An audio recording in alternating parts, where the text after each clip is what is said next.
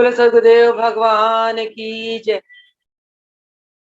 योग योगेश्वर महापुर रामलाल जी, योग मार्तंड मुल्केश्वर भगवान, हम सभी के प्राणाधार सतगुरु स्वामी देवीदयाल जी भगवान जी के चरणों में हम सभी बच्चों का साष्टांग दंडवत प्रणाम स्वीकार हो।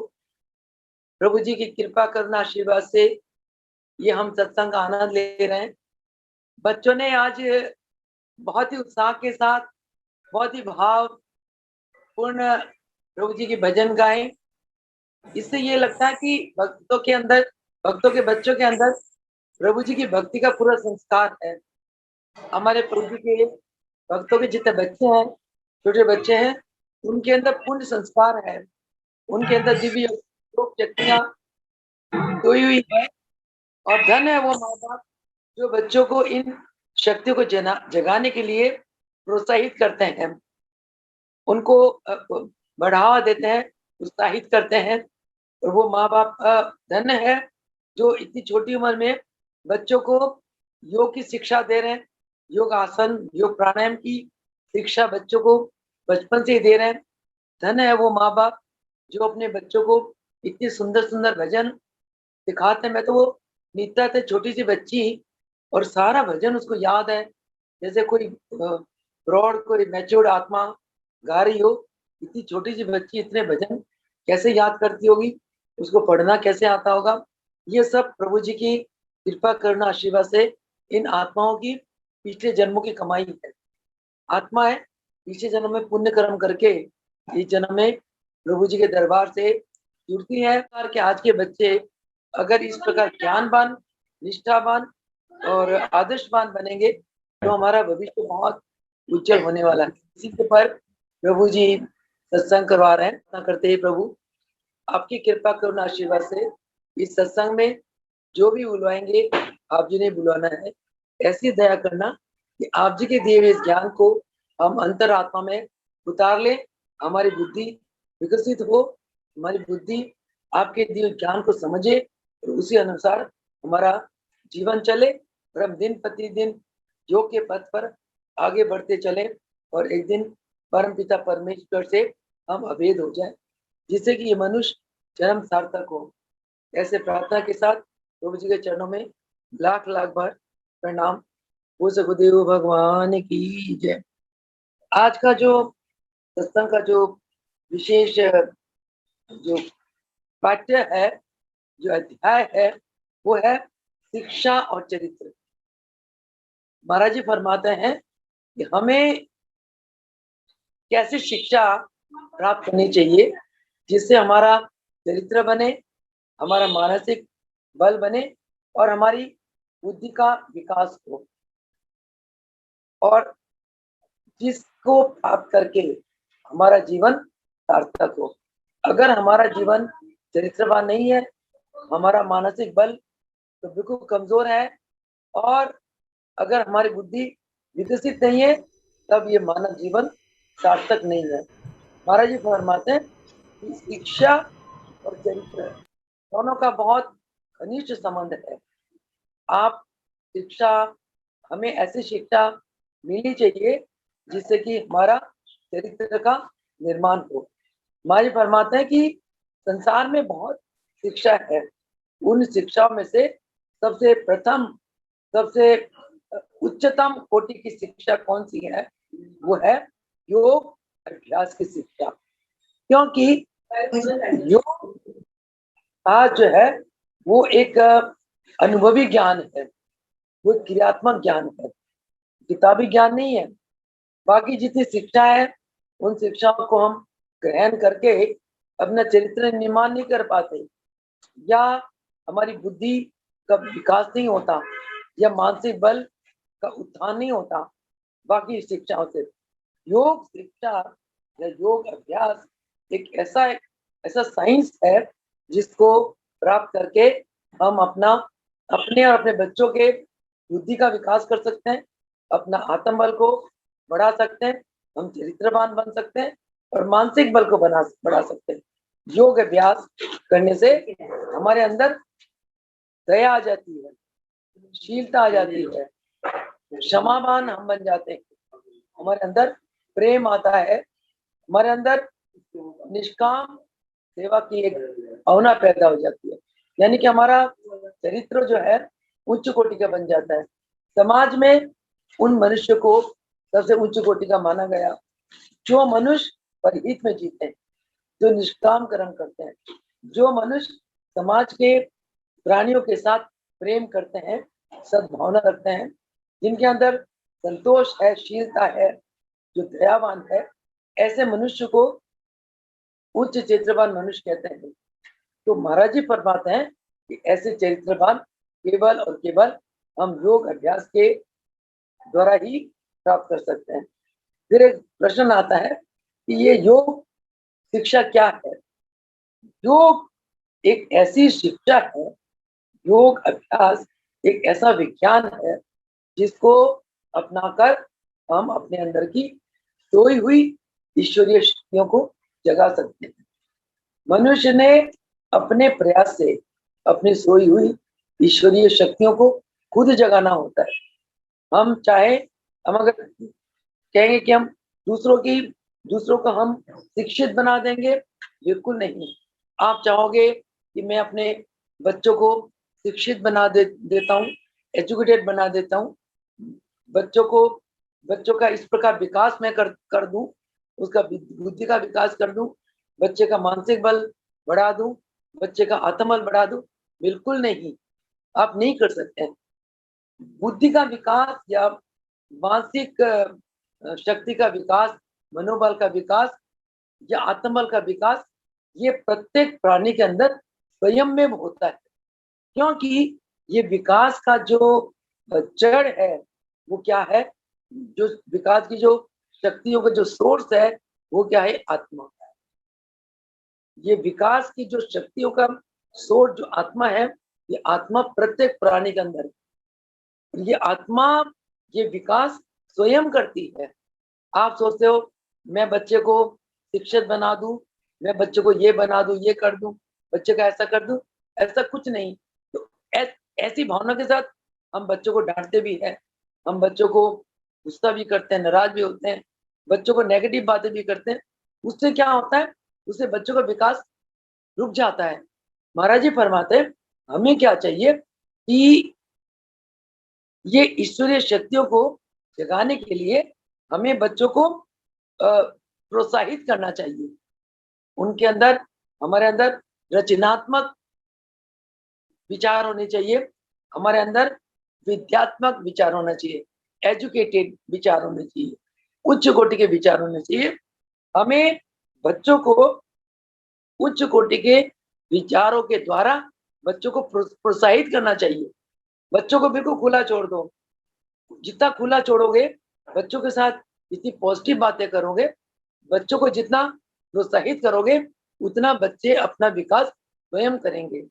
उसी प्रकार इंसान के अंदर भी ये देखा जाता है कि जिस इंसान को आप हमेशा नीच मानोगे, निम्न कोटि के मानोगे और हमेशा डांटते फटकारते रहोगे, तो उनका बुद्धि का विकास होएगा ही नहीं।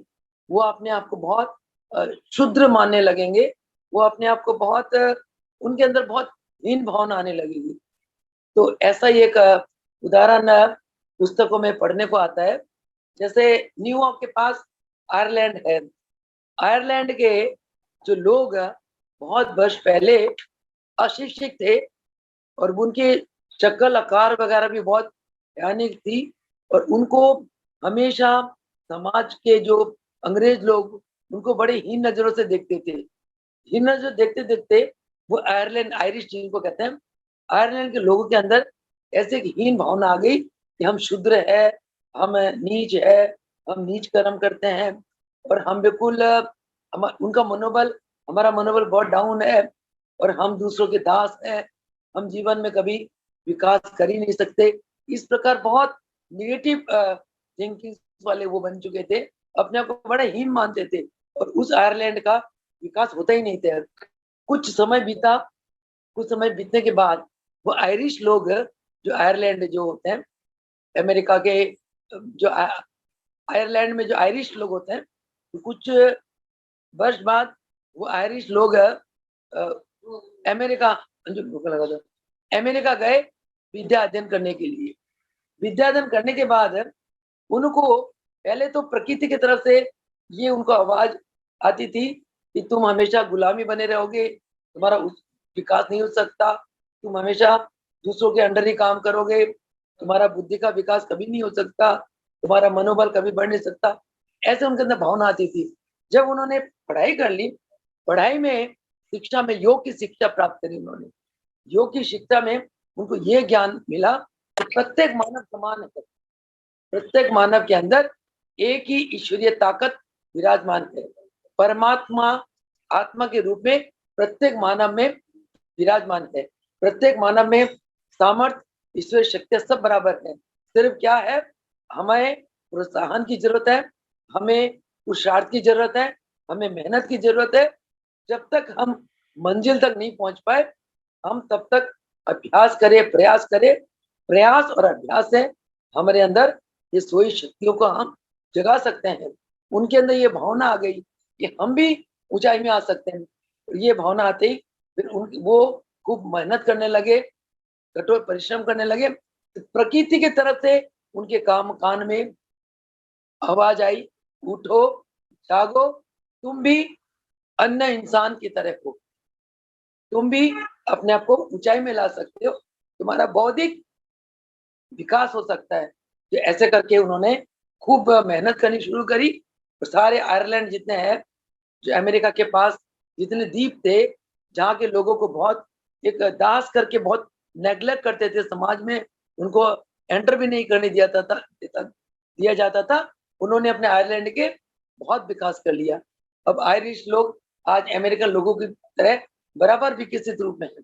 कहने का भाव ये है, ये एग्जाम्पल का मतलब ये हुआ कि कहने का मैं ये आपको समझाना चाहती हूँ कि हर एक इंसान के अंदर ईश्वरीय शक्तियां सोई हुई है, हमें सिर्फ उन शक्तियों को जगाना है।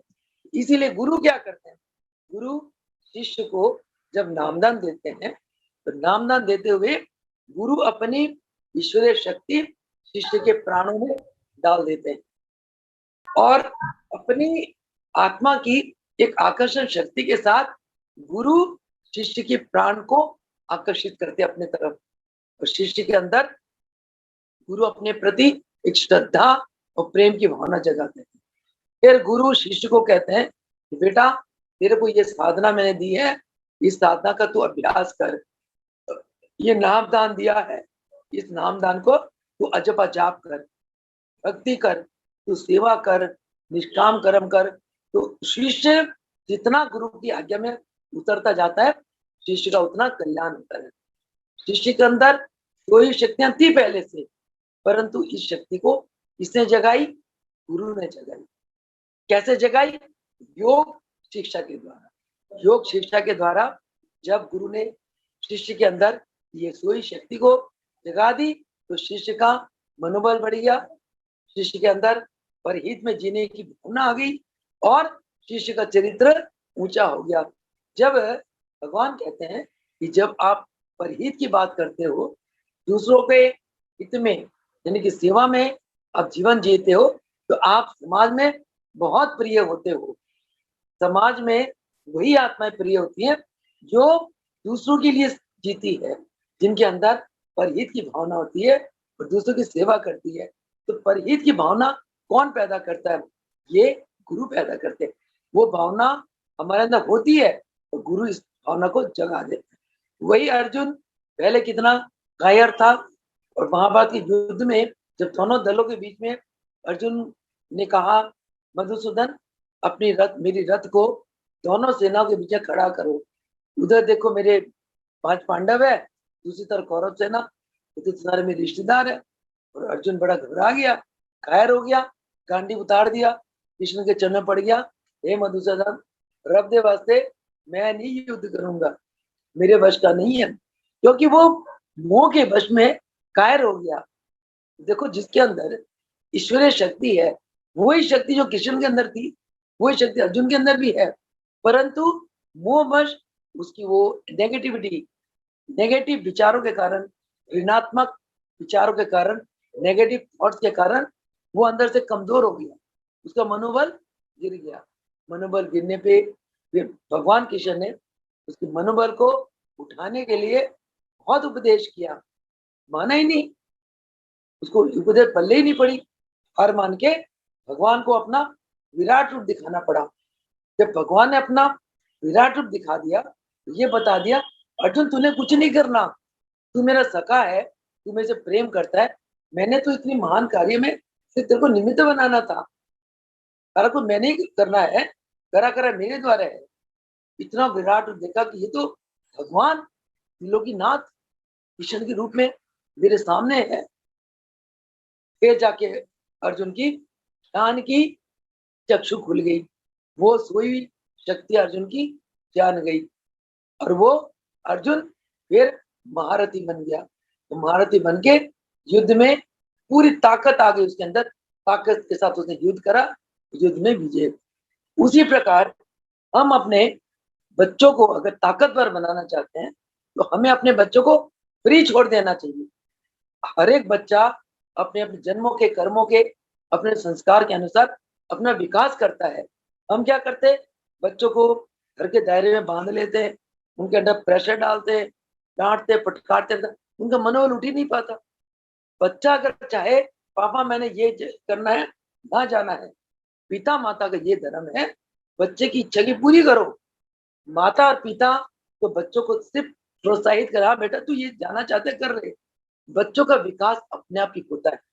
उसके लिए मैं आपको एक छोटा सा एग्जाम्पल देती हूँ कि जैसे आप कोई बीज बोते हो, बीज के एक बीज बोते हो, बड़ का पेड़ मान लो, बड़ के पेड़ को बोते हो और बड़ के पेड़ को बोने के बाद क्या बड़ का जो बीज बोते हो, क्या बीज बोने के बाद उस बीज में से पेड़ बनाना ये आपके सामर्थ्य है? आप बना सकते हो पेड़? नहीं बना सकते। आप क्या करते हो, आप उस बीज के लिए जमीन में पहले जमीन को मुलायम करते हो, हाथ डालते हो, पानी डालते हो, खूब भर देते हो, पर बीज ने जितना लेना होता है वो बीज उतना ले लेता है। बीज लेकर फिर अंकुर फूटता है, फिर जवान प्रौढ़ पौधा होता है, बड़ा होता है, खूब फैल जाता है और फैल के इतने दुनिया का वो पीपल का पेड़ या बड़ का पेड़ इतने संसार का कल्याण करता है। तो देखने में इतना विशाल आकार है। ये अपना पीपल का पेड़ है, हमारे यहीं 1996 में कनाल आश्रम की बाउंड्री वॉल में पीपल का इतना सा पौधा था। मैं रोज देखती थी, मैं सबको कहती थी भाई ये पीपल का पौधा है, इसको काट दो, हटा दो, हमारे दीवार के ऊपर है, आने वाले कल को ये दीवार को बिल्कुल खराब कर देगा। सब कहने लगे हम पीपल नहीं काटते, नहीं काटते, नहीं करते, करते करते करते ये पीपल इतना बड़ा हो गया, इतना ऊंचा हो गया, पूछो मत, कहीं 50 फुट ऊपर हो गया होगा। और इसने क्या करा, हमारी दीवार को पाड़ दिया। तो खैर प्रभु जी ने दीवार की रक्षा करवा दी, एक स्लैब बनवा के, इतना बड़ा पीपल का पेड़ हो गया, खूब ऑक्सीजन देता है, खूब हवा देता है। तो से बैठो यहाँ, प्राणायाम करो, इतना आनंद आता है। जो पीपल का पेड़ इतना बड़ा हो गया, कहाँ से हुआ, छोटे से बीज से। तो बीज के अंदर क्या क्या थी, इतने बड़े पेड़ की सारी शक्तियां सोई हुई। इसी प्रकार हम कोई भी फल का बीज बोते हैं, उसमें से छोटा पौधा, बड़ा पौधा, बहुत बड़ा पेड़ हो जाता है, उससे फल लगते हैं। आम का ही देख लो, महाराज जी आम चूस के गुठली डाल देते थे, एक गुठली से छोटा पौधा हो गया, बड़ा, इतना बड़ा पेड़ का माजी टपका चौसा आम का प्रसाद लेते थे, टपका चौसा का इतना बड़ा पेड़ हो गया।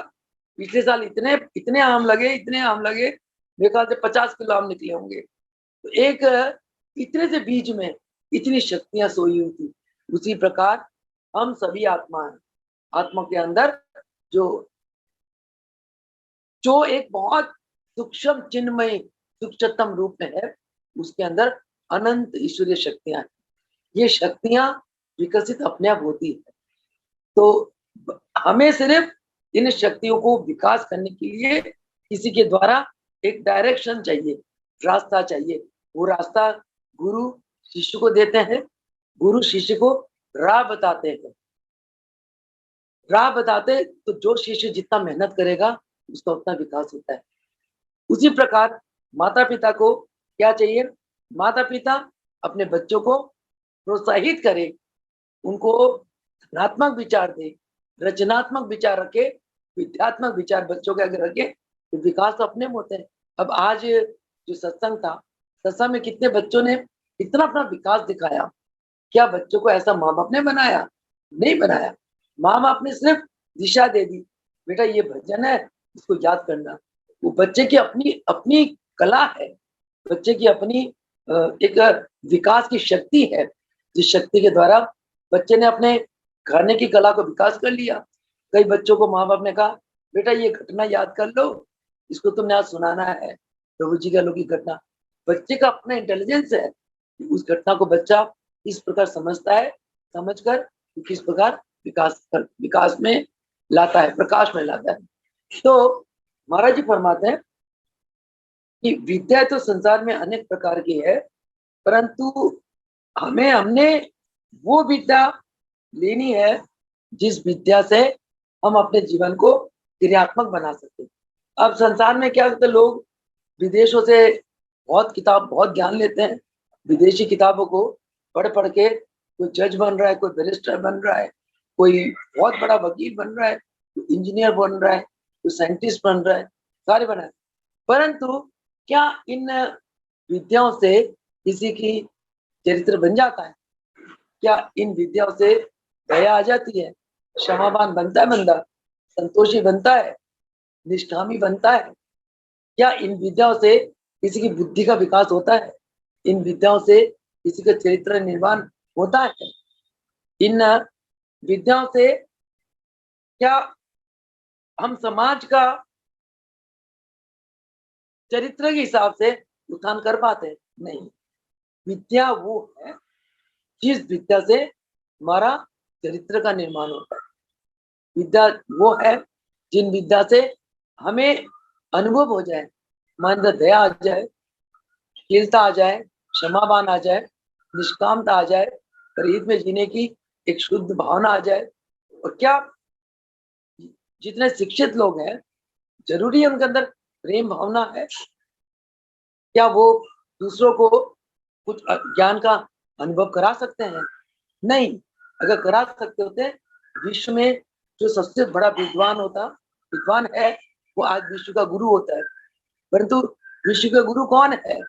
विश्व के गुरु वो है महाप्रभु रामलाल जैसे, जो आत्माओं को पावर दे देते हैं, जो आत्माओं का विकास कर देते हैं, जो आत्माओं को अनुभवी ज्ञान देते हैं, जो आत्माओं को अपने जैसा बना देते हैं।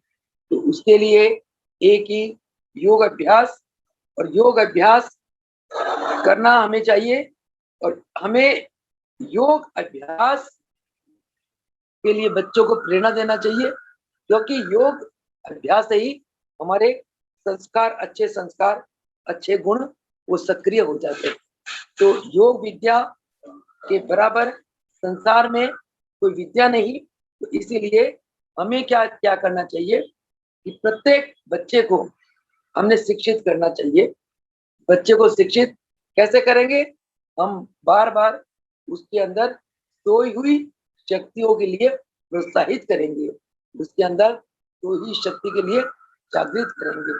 उसके लिए प्रभु जी हमें क्या फरमाते हैं कि हमें बच्चों की इन सोई हुई शक्तियों को जगाने के लिए हमें बच्चों को अभी से छोटी उम्र से योग अभ्यास करने के लिए प्रेरणा देना है। योग अभ्यास के लिए जितना प्रेरणा दोगे, बच्चे स्वस्थ रहेंगे और उनका अंतःकरण धोएगा, खुलेगा। क्योंकि हम सभी को पता है कि प्राणायाम के द्वारा हमारे मन के विकार दूर होते हैं, आसनों के द्वारा हमारा शरीर स्वस्थ रहता है, क्रियाओं के द्वारा बात पीत कफ तीनों बैलेंस हो जाते हैं, और ध्यान के द्वारा हमारी बुद्धि का विकास होता है, हमारे अंदर सोई हुई ईश्वरीय शक्तियां जाग जाती है। इसलिए और हमारे अंदर मनुष्य तत्व का भावना पैदा होती है। तो इसलिए प्रकृति के अनुसार ही हमें बच्चों को पालना चाहिए। बच्चों को कभी भी डांट फटकार कर और अपने भय के साथ उनका जीवन नहीं चलाना चाहिए। अपने हमें बच्चों को सप्रेस नहीं करना, हमने बच्चों को हमेशा प्रोत्साहित करके रखना। उसी प्रकार गुरुदेव हमें, हम शिष्यों को गुरुदेव ने कितना खुला छोड़ा हुआ है। क्या बेटा, खुले दिल से सेवा करो, जितना हो सके अभ्यास करो, श्वास श्वास में गुरुदेव का नाम जाप करो, सत्संग करो, गुरुदेव की महिमा गाओ, भजन गाओ, गुरुदेव की जो अलौकिक घटना है उनके पठन पाठन करो, और जितनी धार्मिक ग्रंथ है उनका स्वाध्याय करो, उनका मनन करो। तो हमने अपनी किस्मत को, अपनी जिंदगी को हमने अपने पुरुषार्थ और अपने अभ्यास से ही बनाना है, कोई किसी को नहीं बनाता। हम सोचते हैं, और हमें किसी के रास्ता में रोधक भी नहीं बनना चाहिए। अगर बच्चों को बार बार अंडर प्रेशर रखोगे तो बच्चों के जीवन के विकास में आप बहुत बड़ा एक प्रतिरोधक पावर खड़ी कर लोगे, उनको एक बाधा हो जाएगा उनके विकास में। तो ये सभी माँ बाप इस बात का ध्यान रखे कि बच्चों को उनकी चॉइस, उनकी इच्छा के अनुसार खुला छोड़ दो, सब अपने अंदर के विकास स्वयं करते हैं। उसके लिए आपको नित प्रति आत्म तत्व की तरफ आगे बढ़ना है। इसी को योग कहते हैं। योग शिक्षा क्या है कि आप अपनी चित्त की वृत्ति को अंतर्मुखी करो, और अंतर्मुखी जब करोगे, जब आपका मन प्राणों में लय हो जाएगा, इतना यत्र मन लियते तत्र प्राण लियते।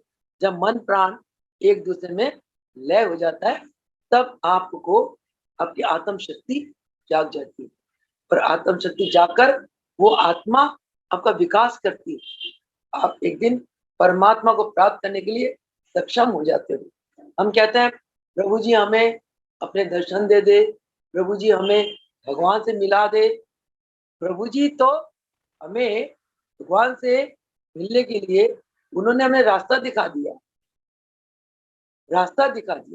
उन्होंने हमें ज्ञान दे दिया, उन्होंने साधना सिखा दी, उन्होंने सत्कर्म करना सिखा दिया, उन्होंने अपनी कृपा करुणा आशीर्वाद से प्रसाद देकर, प्यार देकर, सेवा देकर है, उन्होंने हमारे मन की सब विकारों को धो दिया।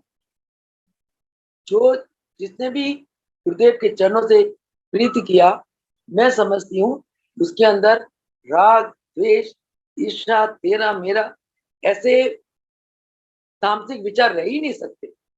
जिसने गुरुदेव से प्रेम किया हो, जिसने गुरुदेव के चरणों की भक्ति प्राप्त करी, इसलिए कहते हैं गुरु गोविंद करे काके लागे पाए, बलिहारी गुरु आपने जिन गोविंदियों मिलाए। ये गुरुदेव गोविंद को मिलाने वाले आप ही तो हैं। गोविंद कैसे मिलते हैं? नित प्रति महाराज जी प्रवचन में कहलवाते हैं, गोविंद केवल आपकी अंतकरण की शुद्धि से मिलते हैं, गोविंद आपके मन की एकाग्रता से मिलते हैं। जब आपका अंतकरण शुद्ध होगा, आपके मन की एकाग्रता बढ़ेगी, तो आपके अंदर जो आत्मा है, वो आत्मा, आप उस आत्म तत्व को अनुभूत करने लगोगे, इसी को ही आत्म तत्व को, आत्मा को जान जाओगे, इसी को ही आत्मा का प्रकट होना कहते हैं। जिस समय आप आत्मा को जान जाओगे, बोध कर लोगे आत्मा का, उस समय आपकी आत्मा प्रकट हो जाएगी। आपको महसूस होगा मैं कुछ नहीं कर रहा, मैं तो करता हुई नहीं, ना मैं करता हूँ ना भोगता हूँ। करता या भोगता वो तो कोई और है। जब आप करता भी नहीं है, आप भोगता भी नहीं है, तो आप क्या हुए? आप एक निर्लेप नारायण हुए, आप एक जीवन मुक्त दिव्य आत्मा हुए। जीवन मुक्त किसको कहते हैं? जिसके अंदर न कर्ता भाव होता है न भोक्ता भाव होता है, उसको जीवन मुक्त कहते हैं।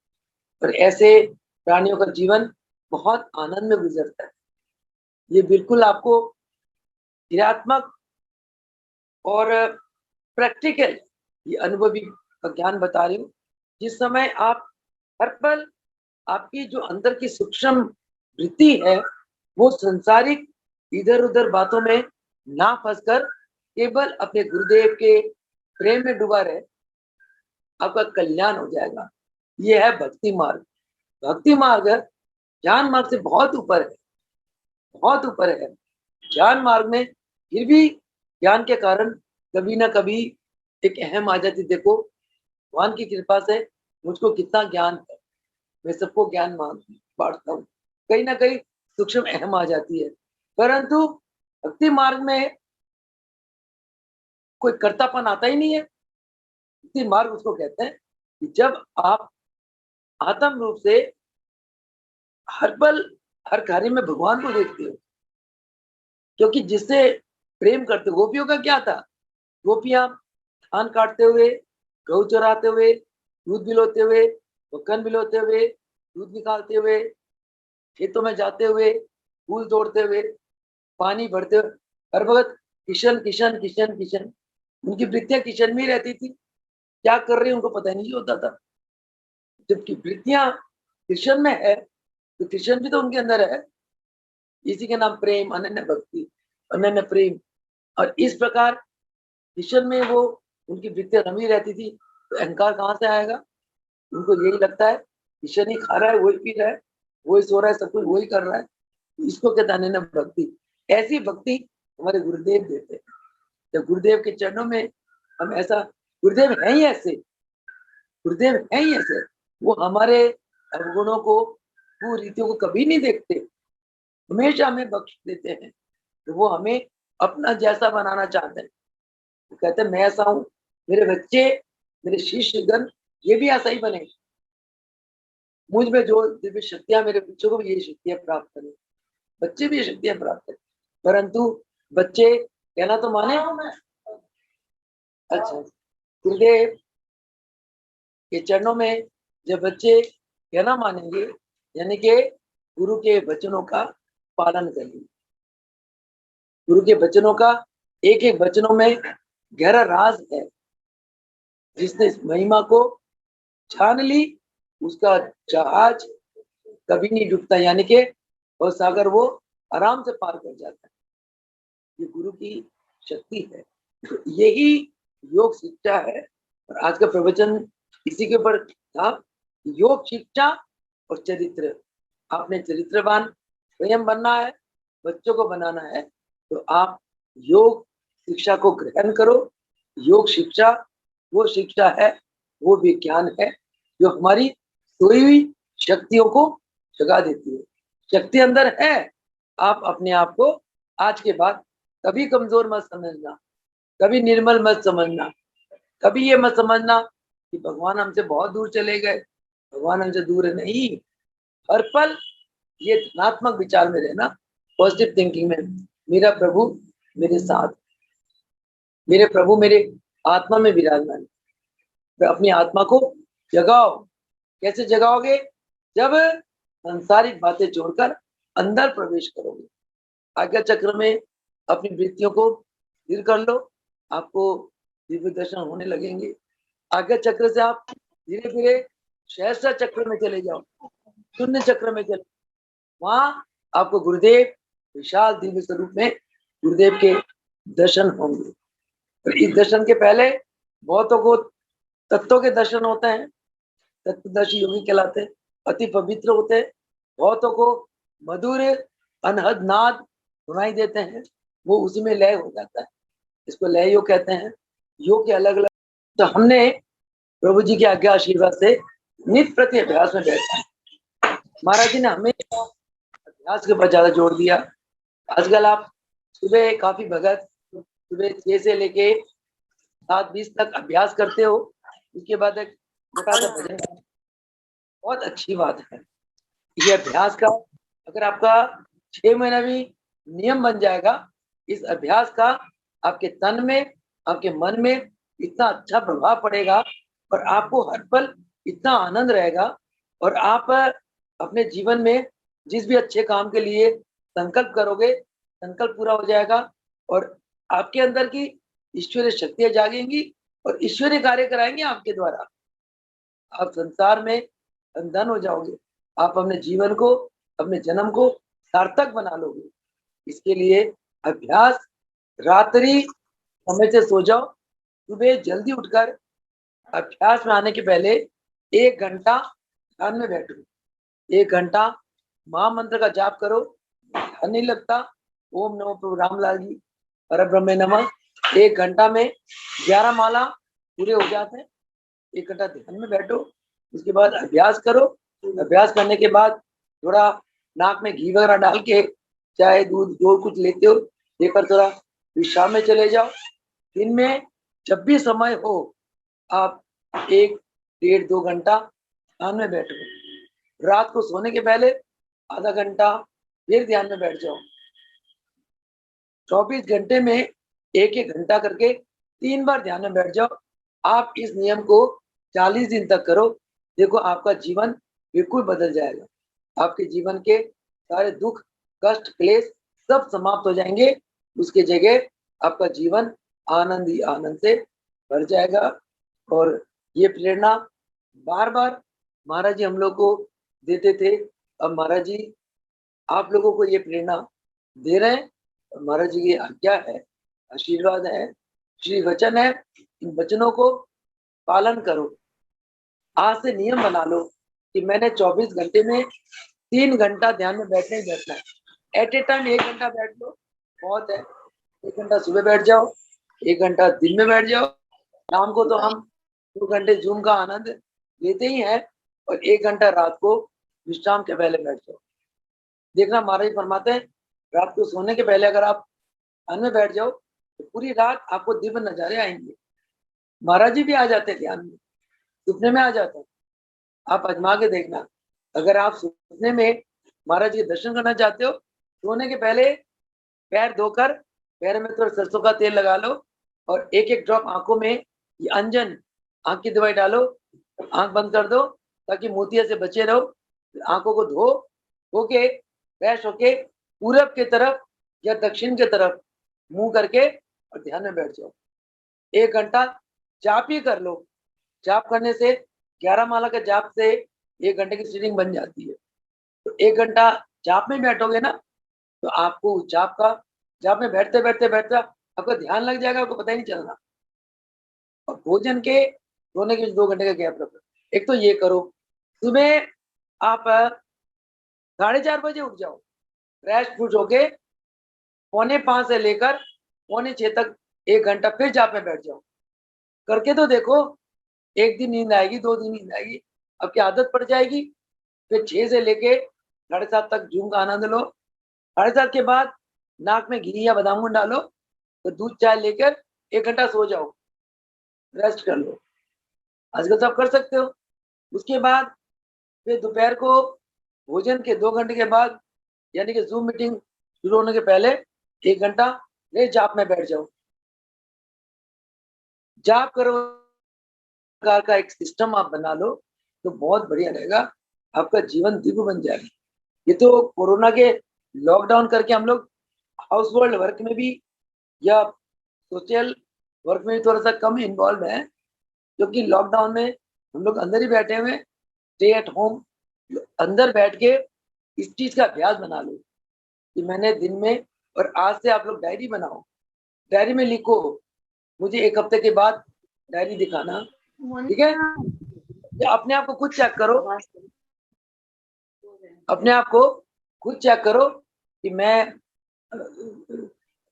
आज किस टाइम में ध्यान में बैठी या जाप में बैठी। इस प्रकार तो आप पुरुषार्थी बन जाओगे। नहीं, आप अपने आप को जगा लोगे। अपने आप को जगाने का मतलब क्या है? आपके अंदर सोई हुई ईश्वरी शक्तियां जाग जाएंगी। और आपको क्या चाहिए, तभी आपका मानव जन्म सफल हो जाएगा। इन्हीं वाणी के साथ आज का सत्संग को समाप्त करते हैं। चालीसा का टाइम हो गया है। बोल सकुदेव भगवान की जय। बोलो योगेश्वर महाप्रभु रामलाल माशेली जी जय हो।